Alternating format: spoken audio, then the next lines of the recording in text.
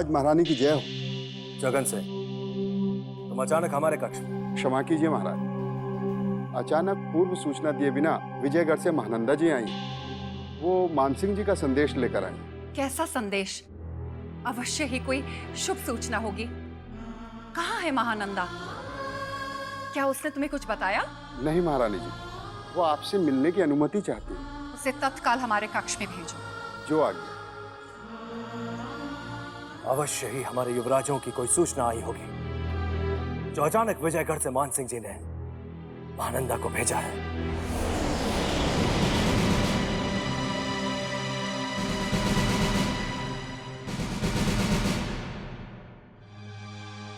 महाराज महारानी की जय हो। शीघ्र बताओ महानंदा, विजयगढ़ से मानसिंह जी ने क्या संदेशा भेजा है? क्या क्या हमारे युवराजों के मिल जाने का कोई शुभ समाचार आया है? नहीं महाराज, विजयगढ़ में अभी तक हमारे खोए हुए युवराजों की कोई सूचना नहीं आई है। फिर क्या समाचार लाई हो महानंदा?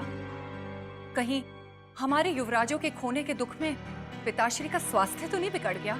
चिंता मत कीजिए महारानी जी, विजयगढ़ के महाराज बिल्कुल स्वस्थ हैं। परंतु युवराजों को खोजने कान्हेरी के भयानक जंगल में अब स्वयं महाराज जाना चाहते हैं। यही चिंताजनक संदेश लेकर मैं यहाँ आई हूँ। क्या मानसिंह जी ने पिताश्री को रोका नहीं? क्या उन्हें पिताश्री की अवस्था का ज्ञान नहीं? महाराज को रोकने के सारे प्रयास विफल हो चुके हैं। अब आपके सिवा उन्हें कोई भी नहीं रोक सकता। मानसिंह जी का संदेश लेकर मैं यहाँ आई हूँ। जब चुनारगढ़ के समस्त महायोद्धा युवराजों की खोज में निकल चुके हैं, तो पिताश्री को वहां जाने की क्या आवश्यकता है? पिताश्री को हमारे दोनों युवराजों से अति प्रेम है महाराज। वो उनके बिना एक पल नहीं जी सकते, इसीलिए उन्होंने ये चिंताजनक निर्णय लिया होगा। उन्हें भयानक जंगलों में जाने से तत्काल रोकना होगा महारानी जी। यदि शत्रुओं को उनके कारवां का पता चल गया तो अनर्थ हो सकता है। नहीं महाराज, अशुभ मत बोलिए। युवराजों के बाद पिताश्री पर आए किसी भी संकट को हम सहन नहीं कर पाएंगे।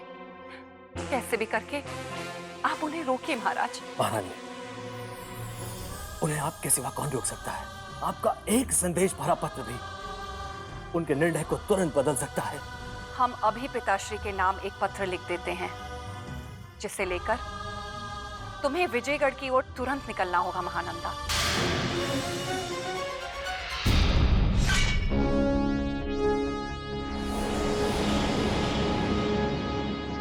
महाराज की जय हो। हमारे प्रस्थान की तैयारी पूर्ण हो गई मानसिंह।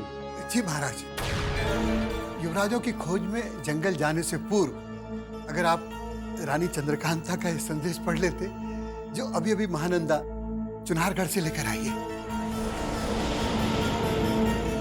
रानी चंद्रकांता का संदेश? महाराज, चुनारगढ़ से महारानी चंद्रकांता ने आपके लिए संदेश भेजा है।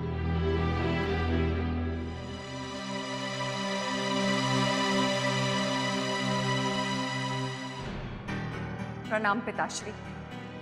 हमारे युवराजों को खोजने समस्त योद्धा महायोद्धा निकल चुके हैं, इसलिए आपको उन्हें खोजने जंगलों में जाने की आवश्यकता नहीं है। हम जानते हैं युवराजों के लुप्त हो जाने का दुख हमारी तरह आप भी सहन नहीं कर पा रहे होंगे, किंतु हमारे महायोद्धाओं के लौट आने तक आपको धैर्य रखना होगा। आप स्वयं को कभी दोषी मत समझिएगा। आशा है सदा की तरह आज भी आप हमारी प्रार्थना नहीं ठुकराएंगे। आपकी सुपुत्री चंद्रकांता।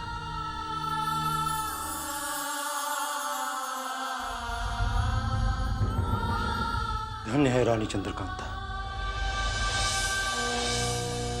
जो अपने प्राणों से भी प्यारे युवराजों का दुख सहकर अपने पिताश्री की चिंता कर रही है। हम समस्त संसार को ठुकरा सकते हैं, लेकिन अपनी सुपुत्री की प्रार्थना कभी नहीं। आपके इस निर्णय ने हमारी चिंता को कुछ कम अवश्य कर दिया है, परंतु ये चिंता पूरी तरह तभी समाप्त होगी महाराज, जब हमारे युवराज सकुशल विजयगढ़ पहुंच जाएंगे। यदि हम महल छोड़कर जंगल की ओर प्रस्थान कर जाते तो हम उन्हें अवश्य ढूंढ निकालते, परंतु रानी चंद्रकांता के संदेश पत्र ने हमारे पैरों में बेड़ियां बांध दी हैं। महानंदा, चुनारगढ़ जाकर रानी चंद्रकांता को हमारे प्रस्थान की सूचना देने के लिए तुम्हें किसने कहा? महाराज, इस कार्य के लिए मुझे मानसिंह जी ने चुनावगढ़ जाने के लिए कहा था।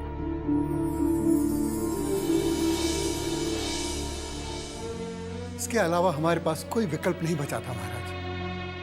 आपको भयानक जंगलों में जाने से रोकने के लिए बस यही एक मार्ग था। किंतु हमें पूर्ण विश्वास है कि हमारे महायोद्धा युवराजों को लेकर सकुशल विजयगढ़ पहुंच जाएंगे।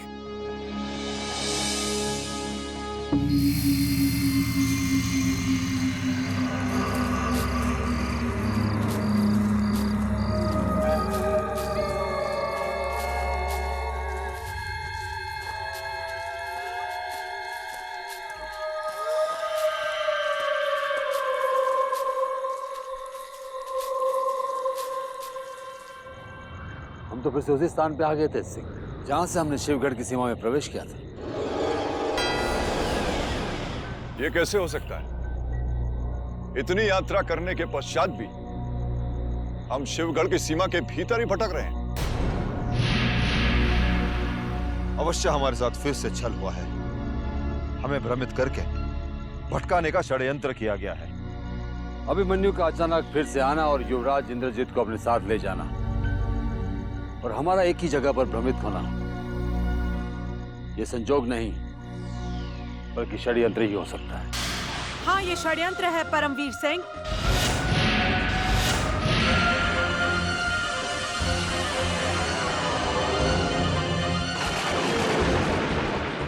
शत्रु आप सबको भटकाकर घेरने की तैयारी कर रहा है। कावेरी, तुम? मुझे शिवगढ़ की सीमा में देख के बहुत आश्चर्य हो रहा है ना परमवीर सिंह, परंतु रानी चंद्रकांता और महाराज वीरेंद्र सिंह के इस युवराज को देख के मुझे बहुत खुशी हो रही है, क्योंकि इसे समाप्त करके मैं अपना प्रतिशोध ले सकती हूँ। हमारे जीवित रहते हैं तुम युवराज आनंद के समीप भी नहीं आ सकते। यदि इस बात का विचार भी तुम्हारे मन में आया तो तुम्हारा इसी समय हम अंत कर देंगे। अंत मेरा नहीं, आप सबका होने वाला है। शिवगढ़ के इस मायावी स्थान पर सिर्फ कावेरी का राज चलता है।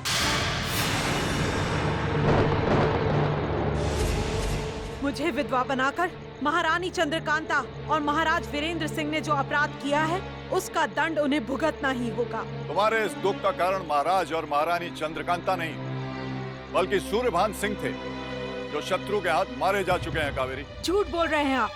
जिस महायोद्धा ने कदम कदम पर आपका साथ दिया, उसी महायोद्धा को अपराधी समझकर सूली पे चढ़ा दिया।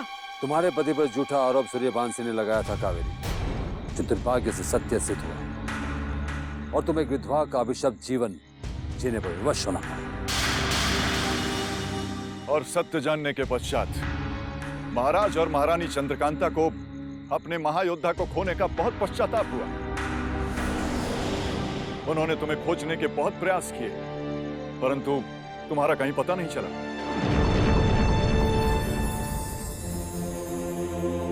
यदि ये सत्य है तो मुझे अपनी भूल का प्रायश्चित तुरंत करना होगा। युवराज इंद्रजीत सिंह का वध करके महारानी चंद्रकांता के नेत्रों में रक्त भरे आंसू देखना चाहती थी, किंतु अब नहीं। जिसे आप सब लोगों ने इंद्रजीत समझकर अभिमन्यु को सौंप दिया था, वो इंद्रजीत नहीं बल्कि भवानी सिंह की एक अय्यार थी।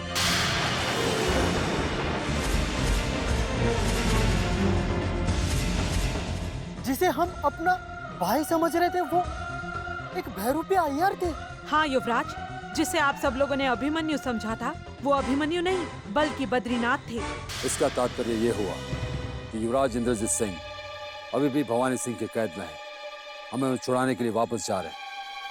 कावेरी, अगर तुम चाहो तो चुनारगढ़ वापस लौट सकती हो। नहीं, ना मैं चुनारगढ़ जाऊंगी, ना ही शिवगढ़ लौटूंगी। उनकी यादों में अपना सारा जीवन इन्हीं भयानक जंगलों में बिता दूंगी। युवराज इंद्रजीत को खोजने से पहले हमें महायोद्धा अभिमन्यु तक पहुंचना होगा। वो अधिक दूर नहीं गए होंगे। सूरज उगने से पहले हमें अभिमन्यु से मिलना होगा।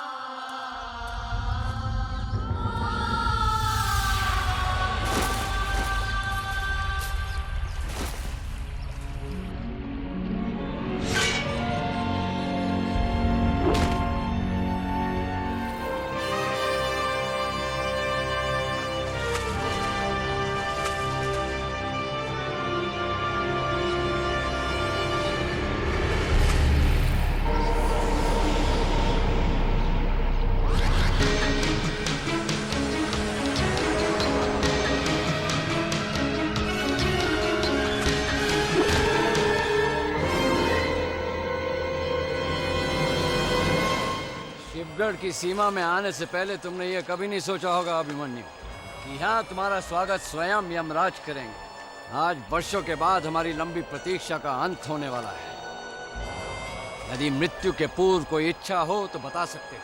अभिमन्यु की अंतिम इच्छा केवल तुम्हारी मृत्यु चाहती है बद्रीनाथ। हम चाहते थे कि तुम्हारा लहू चुनारगढ़ की पवित्र धरती पर गिरे, लेकिन लगता है ऐसा नहीं होगा और तुम्हारी समाधि यहीं बनेगी जहां तुम्हारे महाराज शिवदत्त का वध होने वाला है। वध महाराज शिवदत्त का नहीं, बल्कि चुनारगढ़ के सिंहासन पर बैठे महाराज वीरेंद्र सिंह का होगा, क्योंकि अब उन्हें बचाने के लिए कोई महायोद्धा जीवित नहीं रहेगा। तुम और तुम्हारे समस्त महायोद्धा हमारी सीमा में आ तो गए, किंतु यहाँ से बचकर नहीं जाएंगे। बच के भागने की चिंता महायोद्धा नहीं, तुम जैसे कायर करते हैं। अब तुम्हें यहाँ से बचाकर कोई नहीं ले जा सकता। हम चंडीलाल से पहले तुम्हारा वध करेंगे। तुम्हारी मौत का समय निश्चित हो गया है।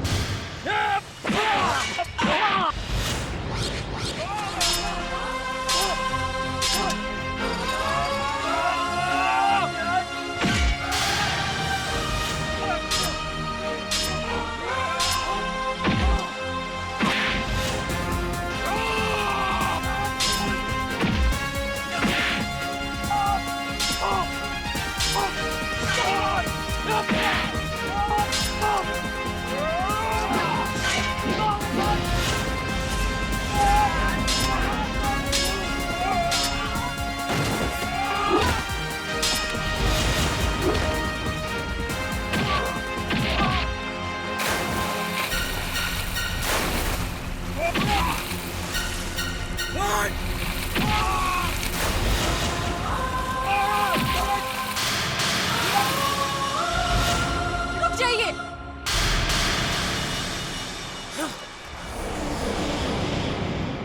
दामिनी, मौत के मार्ग से निकल जाओ, नहीं तो आज तुम्हारी भी मृत्यु निश्चित है।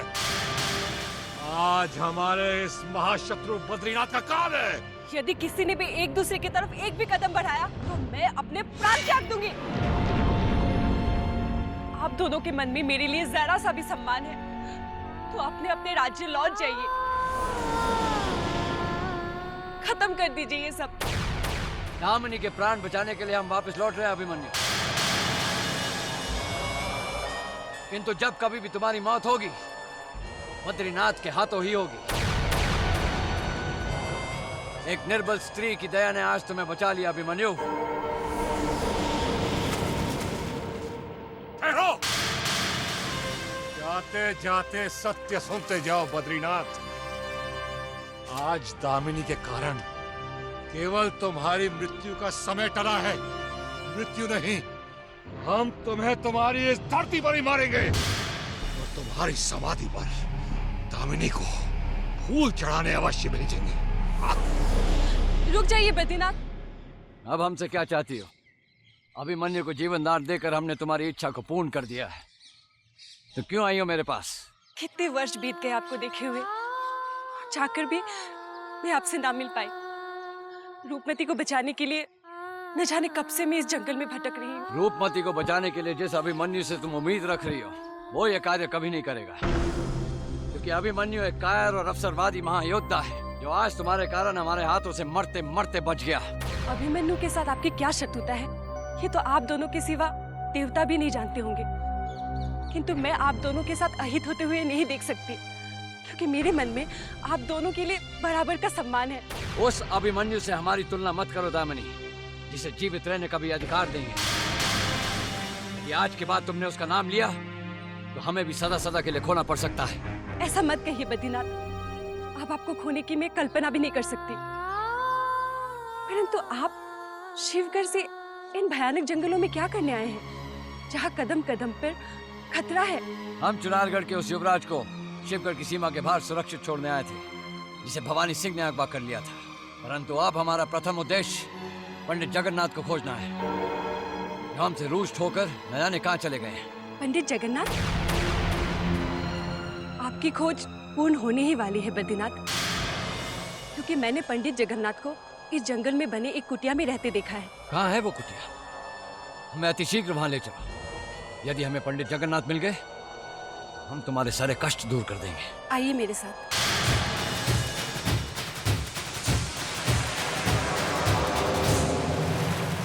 मृदुला, हमने तुम्हें चुनारगढ़ के महायोद्धाओं को भटकाने के लिए युवराज इंद्रजीत सिंह के रूप में भेजा था, किंतु ऐसा प्रतीत होता है तुम स्वयं ही भटक कर वापस आ गई।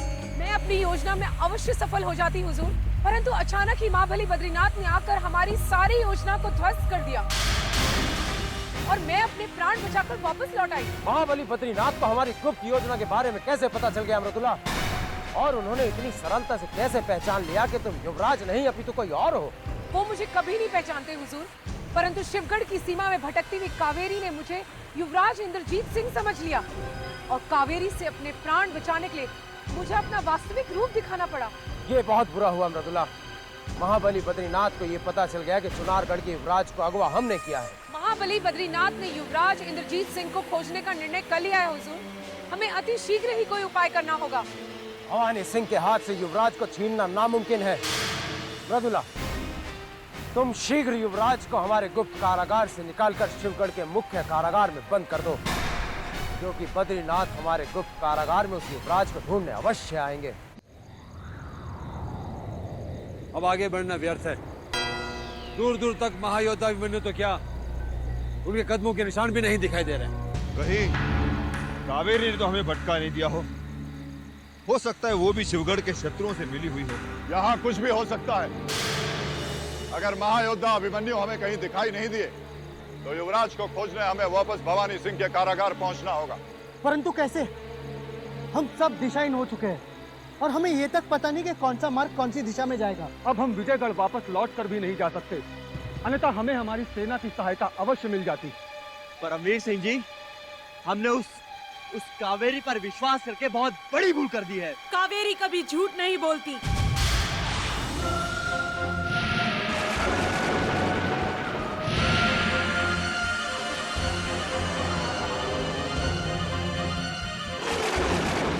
यदि यह सत्य है तो महायोद्धा अभिमन्यु दिखाई क्यों नहीं दे रहे हैं? ये मैं नहीं जानती, किंतु ये अवश्य जानती हूँ।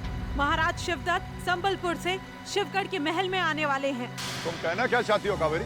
यही कि चुनारगढ़ के युवराज को ढाल बनाकर महाराज शिवदत्त ने अपने खोए हुए राज्य को वापस जीतने की योजना बनाई है। ये कैसे हो सकता है? क्या महाराज शिवदत्त चुनारगढ़ को जीतने के लिए इतना तुच्छ कार्य कर सकते हैं? शीघ्र बताओ कावेरी, इस समय भवानी सिंह ने हमारे युवराज कहाँ छिपा के रखा है? ये तो नहीं बता सकती, मगर ये अवश्य बता सकती हूँ कि युवराज इंद्रजीत सिंह को भवानी सिंह महाराज शिवदत्त के दरबार में प्रस्तुत करने वाले हैं।